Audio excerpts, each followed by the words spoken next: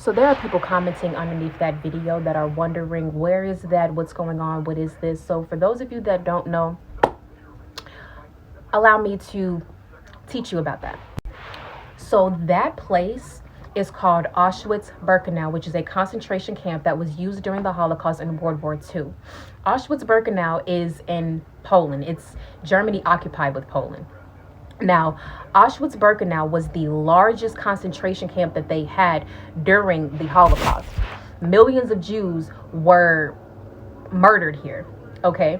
And it was as if, the war lasted throughout the entire World War II. And during those years, they were just training in a bunch of Jews. When they got rid of them, they just brought some more in.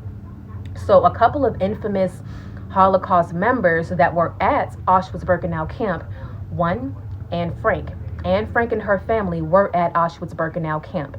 And if you know the story of Anne Frank, Anne came with her family, everyone that was in that annex went to Auschwitz-Birkenau camp. Everyone passed away during the Holocaust, but the only person that survived was Anne Frank's father.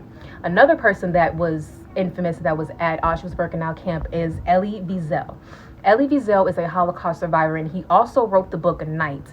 Night is a book where he really gives a very vivid and graphic description of what it was like being at Auschwitz-Birkenau camp.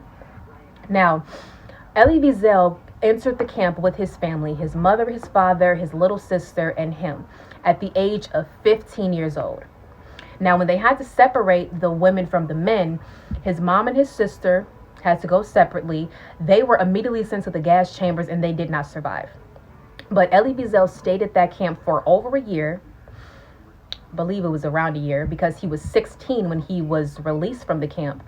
But what happened was interesting about Elie Wiesel's story is that he was with his dad, and near the end of their story, they were in the infirmary, and his dad was very, very sick. And his dad passed away 3 days before that camp's liberation, when the war had ended. So when Elie Wiesel exited and was released from Auschwitz-Birkenau camp at the age of 16 years old, a minor, he had no family, nobody. He was all by himself. And this is what led him to heal himself and write the book Night, that I highly recommend people reading, especially if you're in high school. Read that book to educate yourself about it. And if you are a highly sensitive individual or an empath, and you would like to visit a place like that, I highly recommend feeling the energy and allowing yourself to cry for all of the souls that could not cry.